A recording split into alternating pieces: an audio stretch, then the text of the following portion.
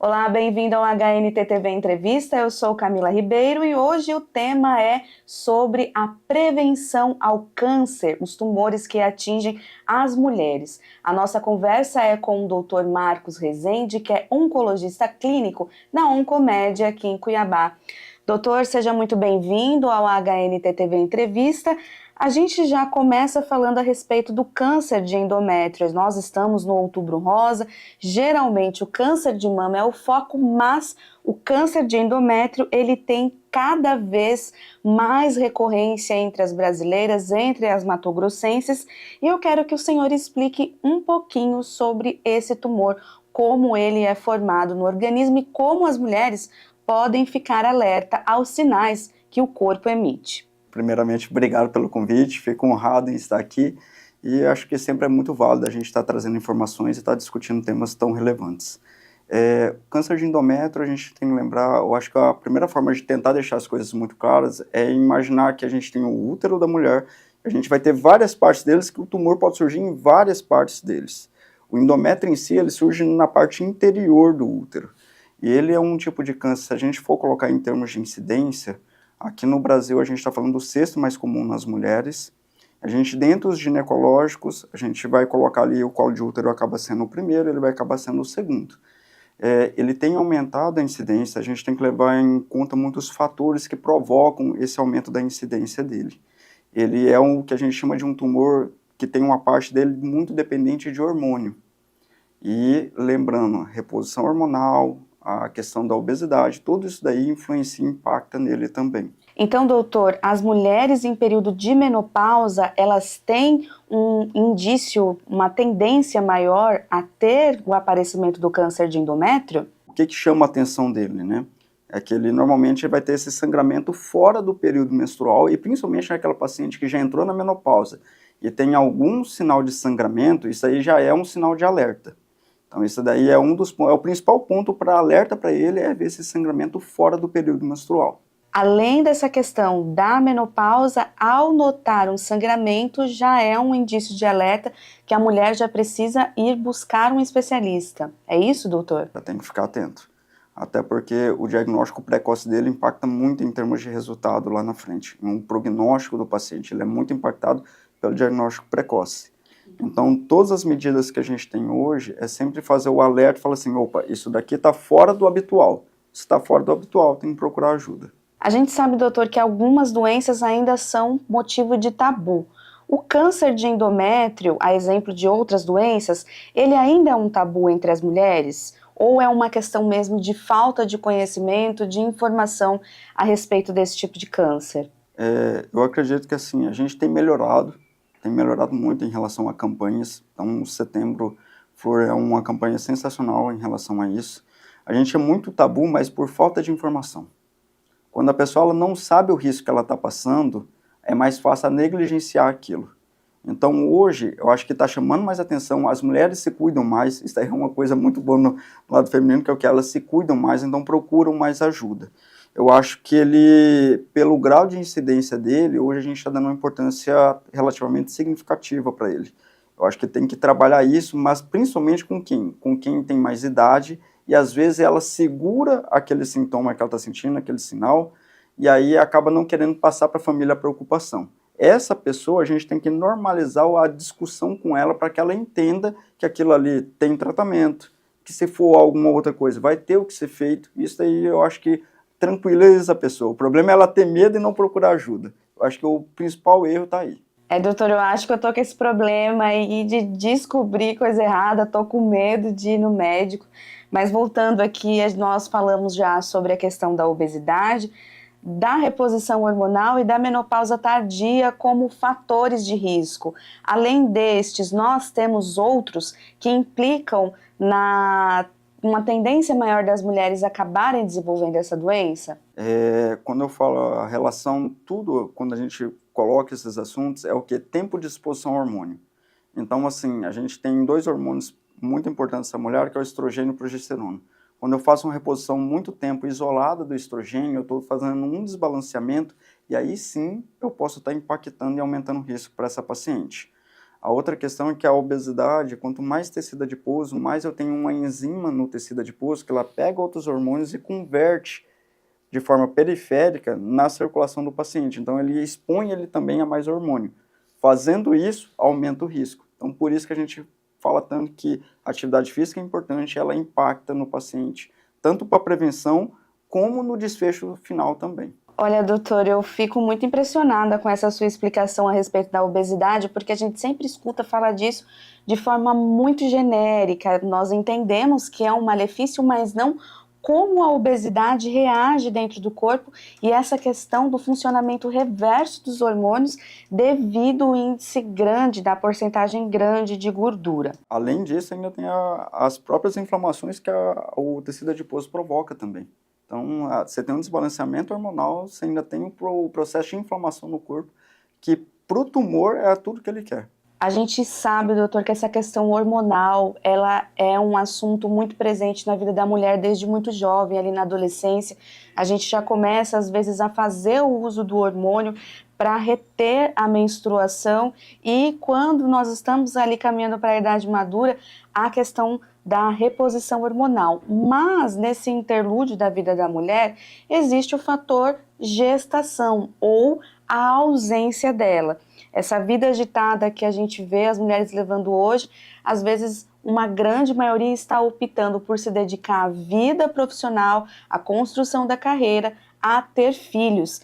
O fato de não ser mãe também é algo que contribui para o desenvolvimento de cânceres? Sim, quando a gente traz a nuliparidade, ou seja, o não ter gestação, a não amamentação, todos isso daí e o tempo de menopausa tardia, menarca precoce, todo esse tempo, quando eu falo em tempo de exposição hormonal, isso é fator de risco. Para mama, para endométrio, eles entram como um fator de risco pelo tempo de exposição ao hormônio ao que a paciente ela é submetida. Então, ela realmente impacta. Doutor, como que a gente pode se organizar com relação a medidas para ter uma vida equilibrada e contribuir para que o nosso organismo não desenvolva nenhum tipo de doença maligna? Um ponto que eu acho que é sempre bom levantar é que, assim, o pessoal fala que o oncologista é contra a reposição. Não é o ponto da gente ser contra a reposição, é fazer a reposição de forma mais harmônica possível, com parcimônia, é claro. Ou seja, se você tem um ginecologista que te acompanha já, ela já conhece o seu perfil, ela já faz o acompanhamento, ela faz os exames de mama de rotina, ela faz ultrassom transvaginal, faz Papa Nicolau, ela acompanha, ela te conhece, essa paciente, essa profissional, ela está adequada para poder fazer o acompanhamento. Ou seja, viu, não tem nódulo na mama, os ovários estão bons. Eu acho que tudo isso daí complementa para que a paciente ela possa receber a reposição hormonal, mas de forma equilibrada. Então, esse aí não é um problema. Dá para a gente entender bem, doutor, que o senhor não é contra essa questão da reposição, porque o senhor até mencionou o fato de intercalar os tipos de hormônios utilizados durante esse período de reposição. Eu acho que a reposição ela é válida para o paciente, principalmente porque a gente sabe que tem uma queda de qualidade de vida, só que a gente tem outras formas também, outros mecanismos da gente tentar regularizar isso e dar um bem-estar para o paciente, e passa pela atividade física. Quando você faz mais atividade física, você vai liberar outros hormônios. Grande parte do hormônio que a gente fala, o hormônio da felicidade, a serotonina, ela aumenta também, ela é mais exposta ao corpo. Então, ela meio que, não vou falar que ela faz o papel do estrogênio, mas ela vai fazer um papel de forma indireta em deixar o paciente num bem-estar. Então, eu acho que a reposição ela não deve ser contraindicada, a não ser que o paciente tenha alguma patologia ou já tenha alguma coisa antes, mas eu acho que tem que ser estimulado a qualidade de vida, sempre associada à atividade física e uma dieta balanceada. A gente vive tão condicionado a essa questão de comprar algo que o nosso corpo às vezes produz de forma espontânea se a gente dá o estímulo certo, que nós nos acabamos esquecendo daquilo que é biológico e sempre vamos ali recorrendo às farmácias, e isso é muito ruim, né, doutor? Mas, com relação à prevenção, os exames de rotina, eles são também a forma mais assertiva de prevenir o câncer de endométrio? Exato. Ele não tem um exame específico para ele, no sentido assim de uma campanha exatamente para ficar seriando exames, mas assim um acompanhamento regular com o ginecologista ele já faz esse papel. O acompanhamento regular com um colega que está na atenção básica, o posto de saúde, ele já vai fazer esse papel. Então, assim, a orientação de saber que um sangramento fora do período habitual é um fator de risco, já faz com que o paciente procura. E ele é um tipo de tumor que dá sinal rápido. Ele não é um tumor que a gente fala que ele fica mascarando. Não, ele sangrou, é o sinal de que ele está dando que tem algo errado no corpo. Então, acho que a grande parte de tentar manter o paciente é deixar ele informado sobre o que está certo e o que não está certo dentro do corpo e fazer o acompanhamento de forma regular. Doutor, nós temos as campanhas e em setembro foi o Setembro Flor, que trata estritamente do câncer do endométrio, e agora o Outubro Rosa, mais voltado à prevenção do câncer de mama. Esses momentos do ano, essas campanhas continuam sendo importantes para lembrar a população das mulheres a importância de procurar o médico, parar ali para fazer aquele check-up e cuidar da saúde? Acredito que sim. Eu acho que a campanha, porque quando você coloca na mídia, isso daí já dá outra perspectiva. Porque a pessoa, às vezes, no dia a dia, nessa correria, ele acaba não passando assim, hoje, esse é mês tal, tem tal campanha. Todo mês hoje, aqui, graças a Deus, tem alguma campanha, mas eu acho que o Outubro Rosa, ele carrega muito, ele tem um simbolismo muito forte.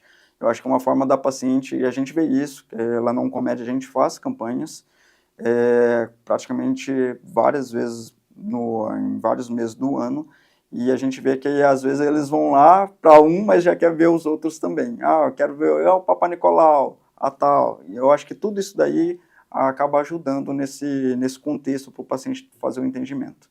A gente volta já já com o HNT TV Entrevista. Fique agora com os nossos anunciantes.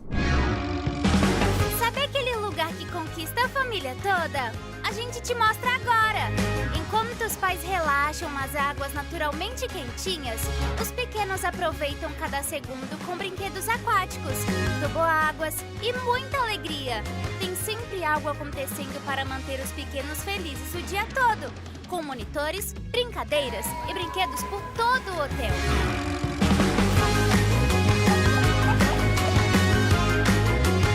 E o melhor, aqui você aproveita tudo com pensão completa inclusa. Café da manhã, almoço e jantar já fazem parte da sua experiência. No Hotel Mato Grosso Águas Quentes, cada momento vira memória. Que tal viver o próximo fim de semana com quem você ama aqui? Retornando ao HNT TV Entrevista, seja muito bem-vindo de volta. Doutor, nós tivemos uma mudança aqui na portaria do Ministério da Saúde com relação ao rastreamento do câncer de mama.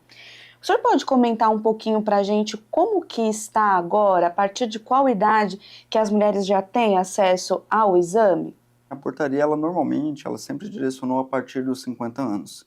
Só que era algo que as sociedades, tanto a de mastologia como a de oncologia, já falavam assim, pessoal, acredito que a gente tem aumentado a incidência de pacientes mais jovens de trazer para uma faixa etária mais nova. Então agora, em setembro, eles noticiaram que a partir dos 40 anos pode estar já realizando a mamografia. Tá? Então a gente já começa a fazer o rastreio a partir dos 40 anos, que o que a gente já fazia de forma privada, a gente já tentava fazer para todos os pacientes a partir dos 40 anos, com a mamografia como o exame de rastreio principal que a gente tem. Doutora, a gente sabe que a mamografia é o método mais assertivo para a gente conseguir identificar o câncer de mama, mas ainda tem mulheres que correm do exame por conta da dor. Essa questão de sentir dor ao fazer a mamografia ainda faz parte da realidade presente ou já é coisa do passado e existem outras formas da gente fazer esse exame?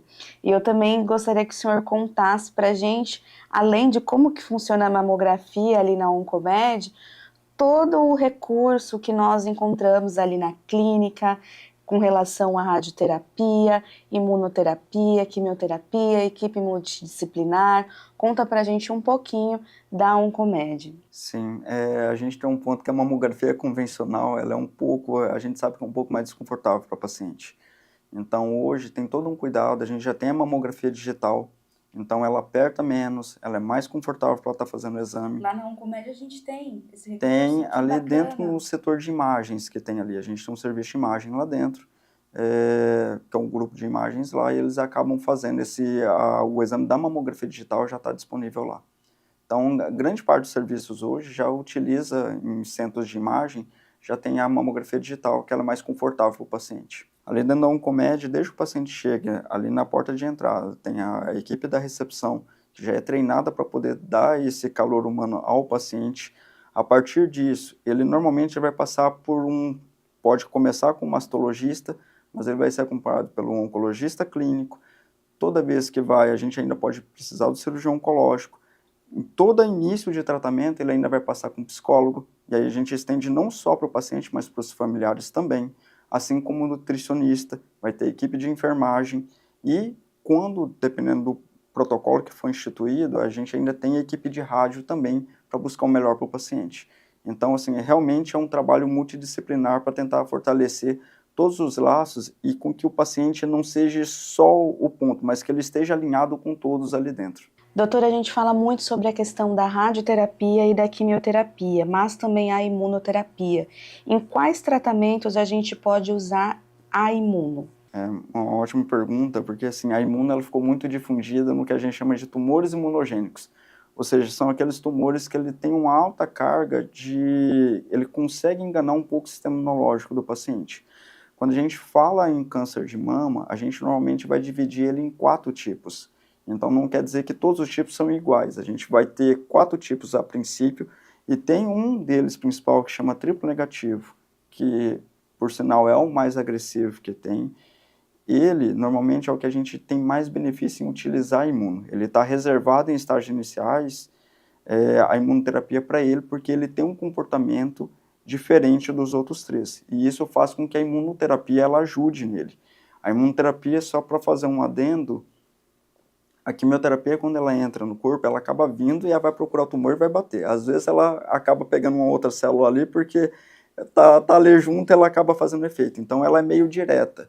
A imunoterapia, ela não ataca diretamente o tumor. Ela estimula o seu sistema imunológico a reconhecer o tumor e dessa forma o sistema imunológico atacar ele. Então ela ajuda o sistema. Então assim, não é todo o tumor que tem esse mecanismo.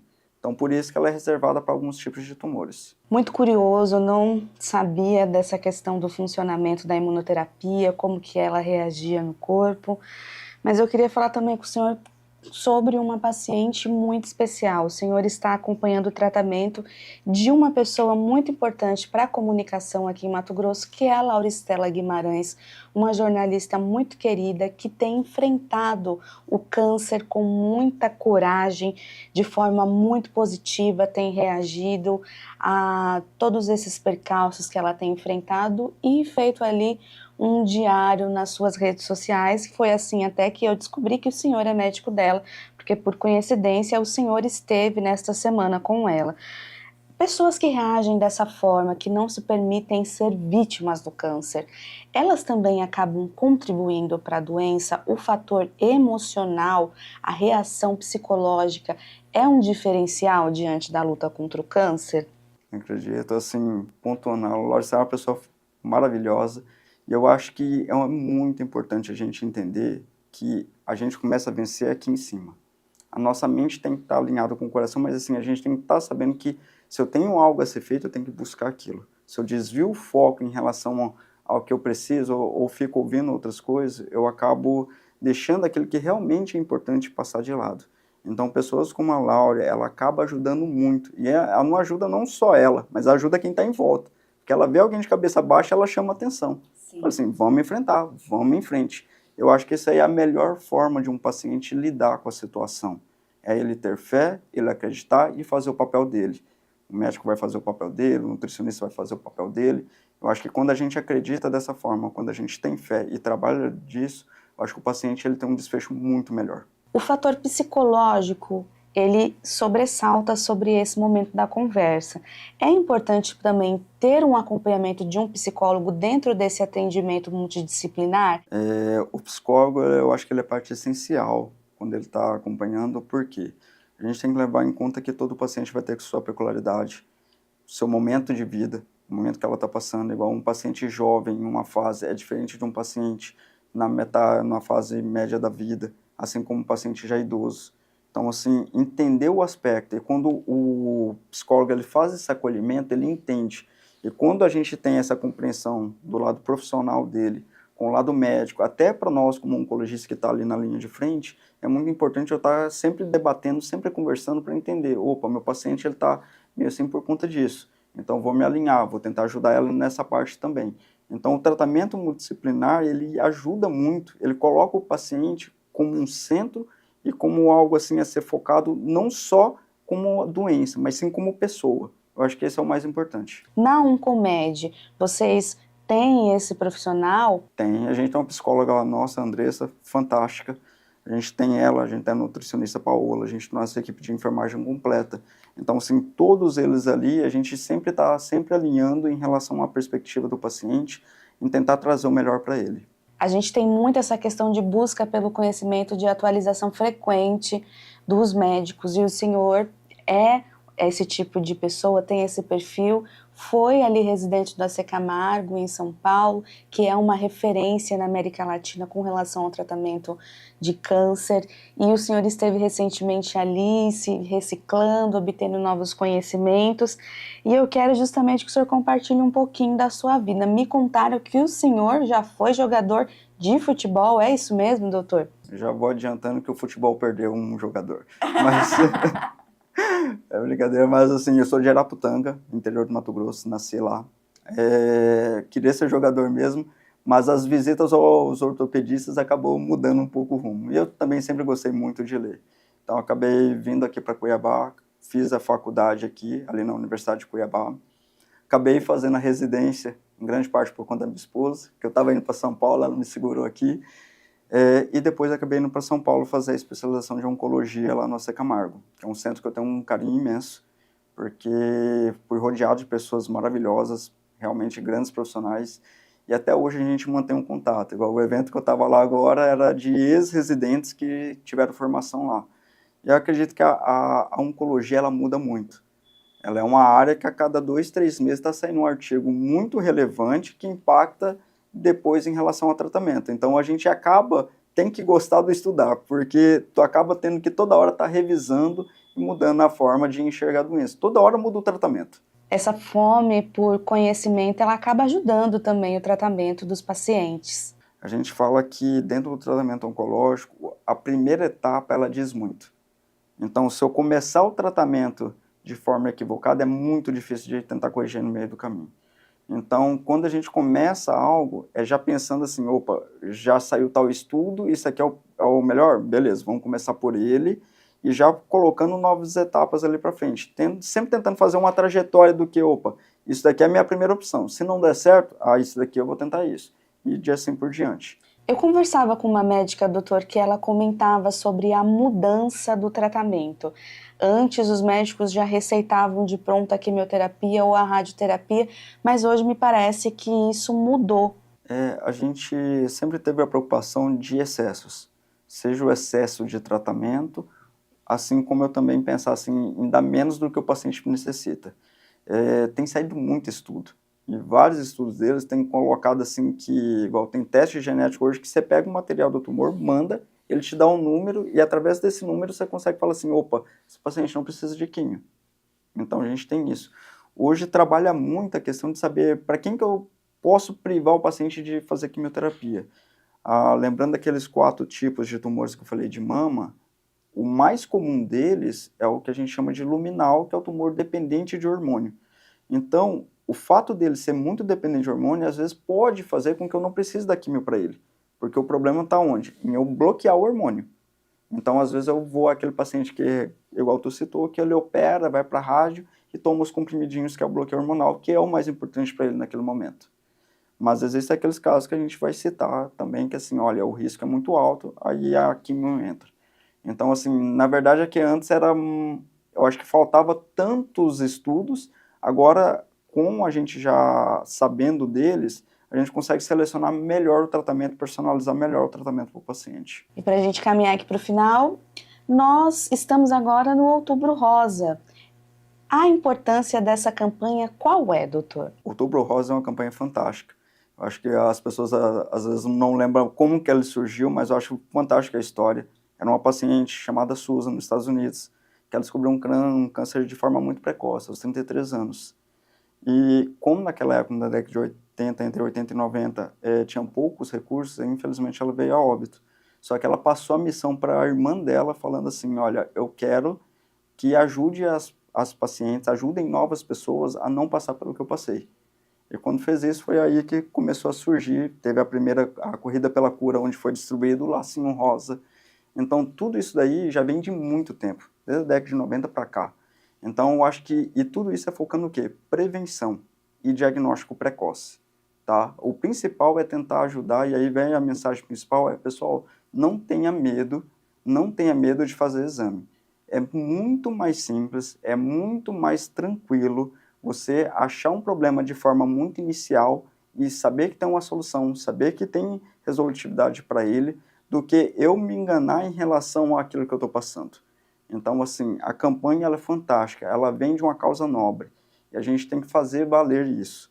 Eu acho que o foco todo mundo tem que se ajudar. Não é uma coisa para ser tabu, não é uma coisa para ser estigma, é uma coisa para a gente conversar abertamente, não só em ambiente profissional, mas em casa. Tu já fez o teu exame? E passar isso daí para frente. Então tá me parecendo que as mulheres dão menos trabalho que os homens, que o Outubro Rosa é mais tranquilo que o Novembro Azul. É isso mesmo, doutor? Eu acho que tudo se passa pela informação. A pessoa, quando sabe que tem algo a ser feito, eu acho que ela lida melhor com a situação.